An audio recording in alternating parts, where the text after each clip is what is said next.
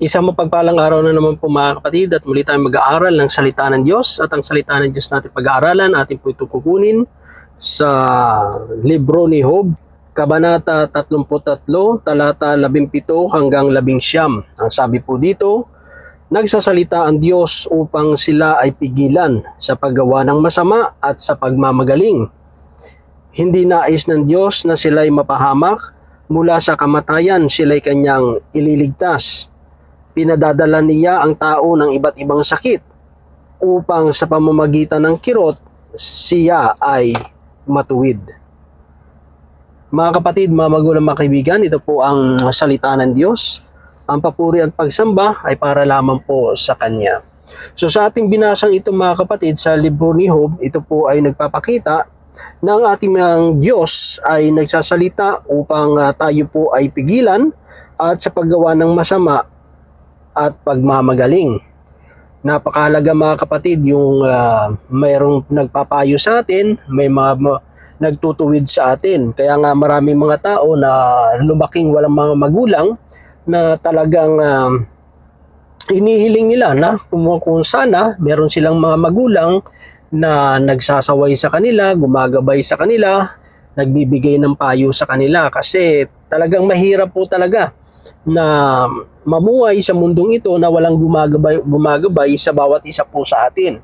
Mapalad tayo kung may mga magulang tayo na may takot sa Diyos, namumuhay ayon sa kalooban ng Panginoon, nagagabay at papatnubay sa bawat isa po sa atin. Pero siyempre, ang mga magulang natin, siyempre may mga limitasyon din yan.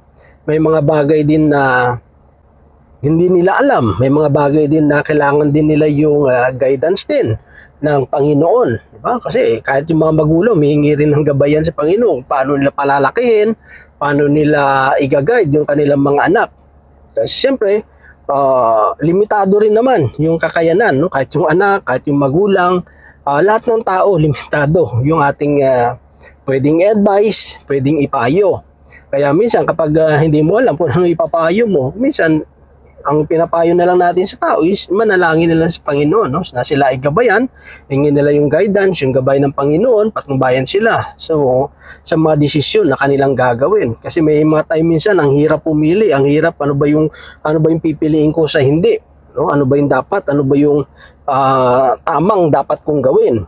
So, sa mga ganyang sitwasyon na hindi mo alam kung anong dapat mong gawin, dun tayo, yung advantage kasi doon, meron tayong Diyos na pwede nating lapitan, no? Sa kabila ng ating mga hindi kayang gawin, alam nating may magagawa yung Diyos. Kaya dito, dapat nating pasalamatan na may Diyos na patuloy na nangangaral, na sumasaway sa atin, nagpapayo sa atin sa pamagitan ng kanyang mga salita.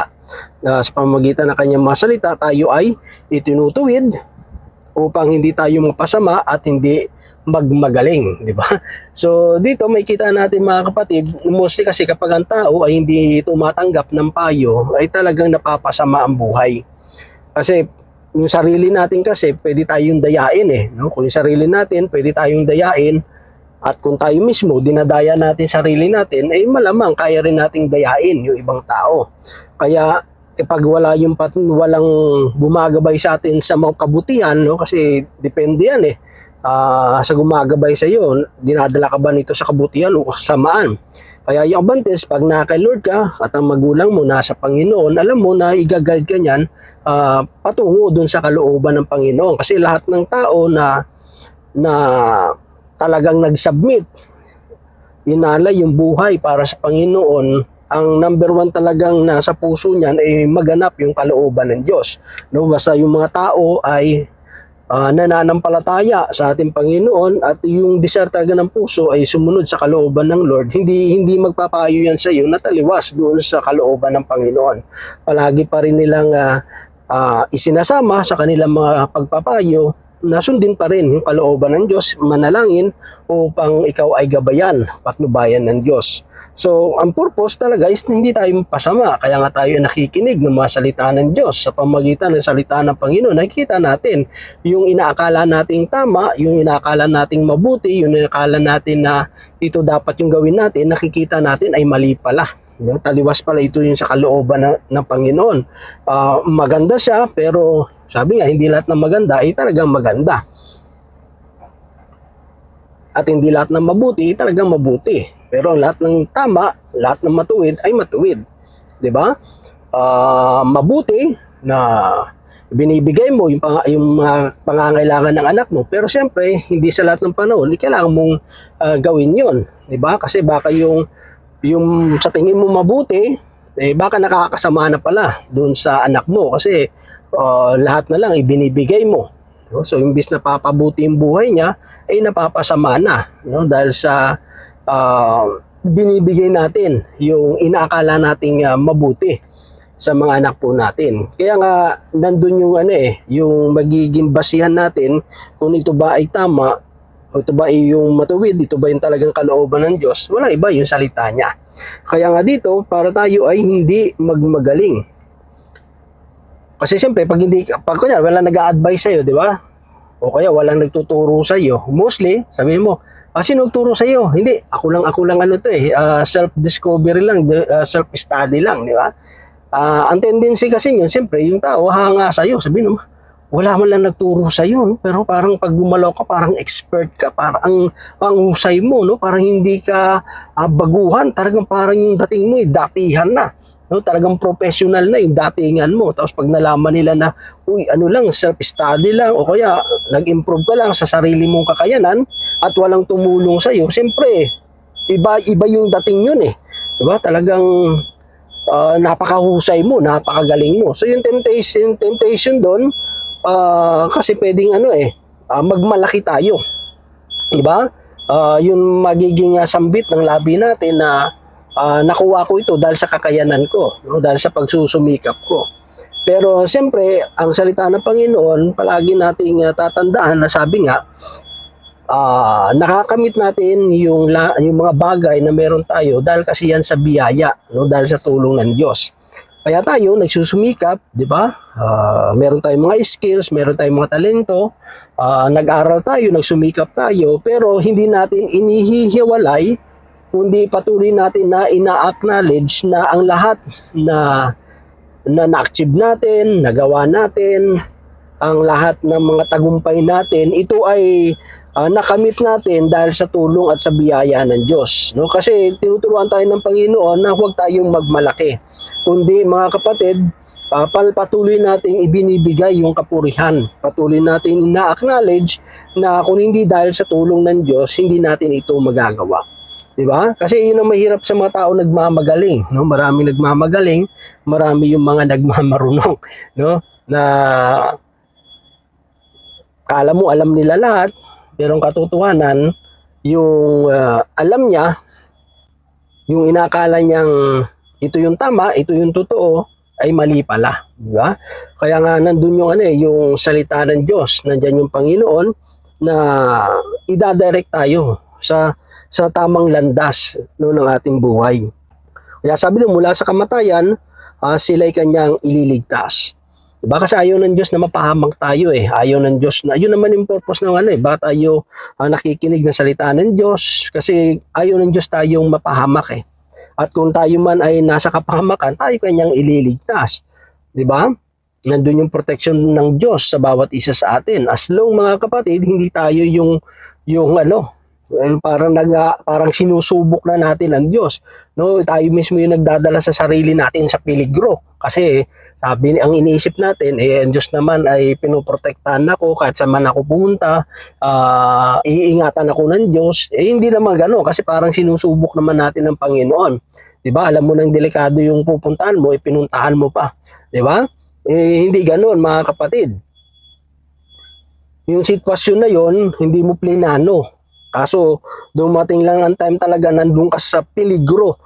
Napeligro yung buhay mo, hindi mo pinano. Yung pumunta ka dun sa lugar na yun na di mo naman inaasahan na may ganung mangyayari. So, nandun yung proteksyon ng Diyos. Pero kung alam mo ng delikado, tapos pinasok mo pa, di ba?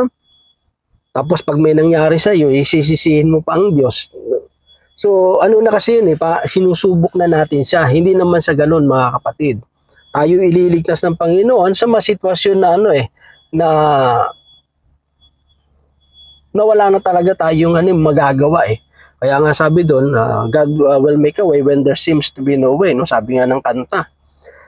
Kaya dito, pinadadalan niya ang tao ng ibang tibang sakit upang sa pamamagitan ng kirot, siya ay matuwid.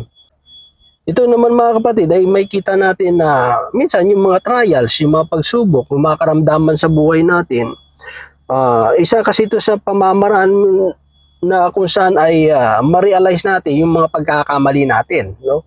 Hindi lang ma-realize kundi talaga matikman natin, no? Yung epekto. Kasi minsan alam natin na kunyari yung paninigarilyo, di ba? Yung sobrang pag-iinom ng alak ay nakakasama sa katawan, yung pagkain ng mga junk foods, 'di ba? Alam naman natin na masama sa katawan 'yan. Alam natin 'yon. Pero patuloy pa rin natin ginagawa. Kaya ano nangyari? Nagkaroon ka ngayon ng karamdaman, nagkaroon ka ng cancer sa sa lungs mo, 'di ba? Nagkaroon ka ng problema sa kidney mo. Dinadialysis ka na, talagang medyo lumala na yung karamdaman mo. Kasi minsan alam naman natin kasing mali pero ginagawa pa rin natin. So ngayon no choice ka na. Talagang kailangan kung sa napuwersa ka na kailangan mo talagang baguhin buhay mo. Kung hindi matutuluyan ka, hindi na babuhay mo. So talagang wala kang choice kasi gusto mo pang mabuhay eh. So mapipilitan ka talaga ngayon. No? Pero yung naman dun is para ituwid tayo eh. Kasi minsan yung alam mo, minsan ini-ignore lang natin eh, yung alam natin eh. 'Di ba? Pero pag nandoon ka na talaga sa sitwasyon na yung alam mo, may experience mo na sa sarili mo, talagang makikita mo na talagang hindi maganda yung mga epekto. No? Kasi minsan alam na natin na masama yung epekto dahil nakikita na rin naman natin sa buhay ng ibang tao. Pero minsan hindi tayo kontento, no? Kasi gusto nating maramdaman yung nararamdaman ng mga taong dumadaan sa mga matitinding mga karamdaman sa buhay. O kaya pagsubok, kaya mga problema. So minsan yung mga hindi tayo kasi natututo, no? Doon sa mga nalalaman natin. Kaya kailangan talaga may experiencean mo muna para talagang matuto tayo, di ba? So may kita natin mga kapatid kasi yung payo minsan nandyan lang yan eh. Yung mga anak pinapayuhan mag-aaral na mabuti, tapusin yung pag-aaral, okay lang yung meron kang inspiration pero as much as possible focus ka muna sa pag-aaral mo, di ba? Huwag ka muna mag-aasawa kasi mahirap nga na wala kang trabaho kaya hindi ka pa naka-build up ng business mo, tapos magkakapamilya ka talagang di ba? Kaso minsan, alam naman mga tao na gano'n, pero ayaw maniwala, no? Ayun, nung hindi nakatapos, hirap na maghanap ng trabaho, tapos wala na mapakain sa pamilya, di ba? O kaya, namumblema na sa pinansyal, doon na sila minsan na talagang natututo. Doon, yung alam nila, ipaparana sila para matuto talaga sila, na ma-feel nila na totoo talaga yung ipinapangaral o pinapayo sa kanila. So sa buhay natin mga kapatid, napakahalaga talaga na pasalamatan natin no? Patuloy natin na i-acknowledge at ilagay sa puso natin lalo na yung mga payo, yung mga advice ng ating ng Diyos sa pamamagitan ng kanyang mga salita. Kasi ang lahat ng ito ay ibinahagi, isinulat upang sa pagtutuwid para tayo ay turuan, para tayo ay gabayan at mamuhay ng ayon sa kanyang kalooban. At kung natin naman susundin yung mga payo ng ating Panginoon, ay naniniwala naman tayo mga kapatid na ito ay maglagay sa atin sa magandang sitwasyon, no? Magdadala sa atin sa kabutihan at the tayong lumalapit yung ating relasyon sa Panginoon at the more tayong lumalapit yung nagkakaroon tayo ng intimate relationship sa Panginoon ay the more naman na pumapanatag yung ating isipan, yung ating mga puso na anuman yung ating pwedeng pagdaanan sa buhay, alam natin na hindi tayo pababayaan ng Diyos. So yun lamang mga kapatid at nawa ang Diyos patuloy magpala sa bawat isa sa atin. God bless po sa ating lahat.